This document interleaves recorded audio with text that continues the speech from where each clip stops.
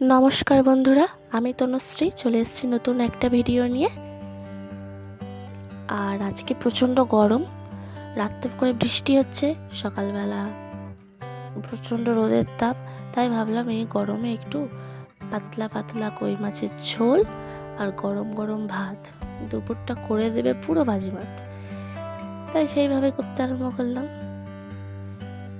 একটু তেল দিয়ে দিলাম কড়াতে, দিয়ে এবার তেলটা গরম হয়ে গেলে আস্তে আস্তে আমি মাছগুলো ছেড়ে দেব। ভিডিওটা স্কিপ করবে না, সবাই কিন্তু ভিডিওটা প্রথম থেকে শেষ অবধি দেখবে।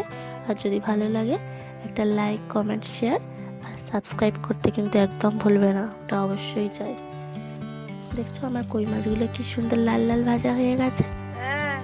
এইবার আমি একটা পাত্রে তুলে নেব।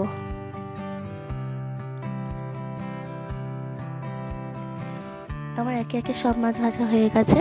এবার আমি বড়িগুলো ভেজে নেব। এবার ওই তেলেতে আমি মশলাগুলো, তরকারি যেগুলো আনাজগুলো কেটেছি ওগুলো সব দিয়ে দেবো। আর দেখলে তো ওটা কিন্তু খাসির মাংস, শ্বশুরমশাই এনে হাজির করেছে। আমি জানতাম না যে আনবে, বললো মা আমাকে এই রান্নাটা করে দিতেই হবে। আমি বললাম ঠিক আছে, এনে যখন ফেলেছো করেই দেবো, কোনো অসুবিধা নেই। এবার দেখো আমি ঝোলটা করে নেব।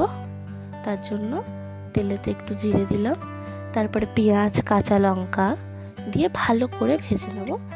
নিয়ে তার উপর একে একে, আর হ্যাঁ আমি কী দিয়ে ঝোল বানাচ্ছি বলো তো, গোল আলু, লাল আলু, বেগুন, টমেটো আর বড়ি, আর দিয়েছি ওতে ডাঁটা।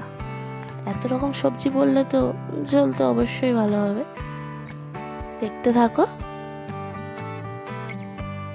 সবজিগুলো ভাজা ভাজা হয়ে গেছে। এবার আমি নুনটা দিয়ে দেবো ওর সাথে। নুনটা দিয়ে একটু নাড়াচাড়া করে নিচ্ছি।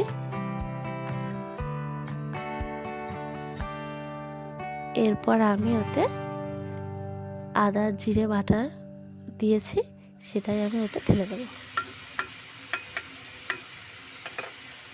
ওটা দিয়ে ভালো করে নাড়াচাড়া করে নিয়ে ভালো করে কষিয়ে নিয়ে যখন একটু তেল ছেড়ে ছেড়ে আসবে, তারপরে আমি জল অ্যাড করব। দেখছো আমার ভাজা হয়ে গেছে, মশলা দিয়ে সুন্দর করে ভেজে নিয়েছি, কষিয়ে নিয়েছি, আর 1 ঘটি জল ঢেলে দিয়েছি। ঝোলটা ফুটে উঠতে মাছগুলো দিয়ে দিয়েছি, আর একটু পরেই হয়ে যাবে। আমার হয়ে গেছে তরকারি। আর দেখছো কত ফুল ফুটেছে। আজকের আমাদের বাগানে অনেক ফুল ফুটেছে। কদিন ভোর একদমই ফুলই ফুটছিল না বৃষ্টির জন্য, এখন বৃষ্টি হতে প্রচুর ফুল ফুটেছে। আর আজকে ঠাকুরকে খুব ভালো করে সেবাও দিয়েছি। যাই হোক, আবার চলে আসলাম রান্না বান্নায়। মাংসের জন্য পেঁয়াজ ভালো করে ভেজে নিয়েছি, টমেটো দিয়ে দিয়েছি, আদা রসুন বাটা, জিরে ধনে গোলমরিচ বাটা সব দিয়ে দিয়েছি। দিয়ে ভালো করে কষিয়ে নিয়ে মাংসটাকেও ভালো করে কষিয়ে নেব।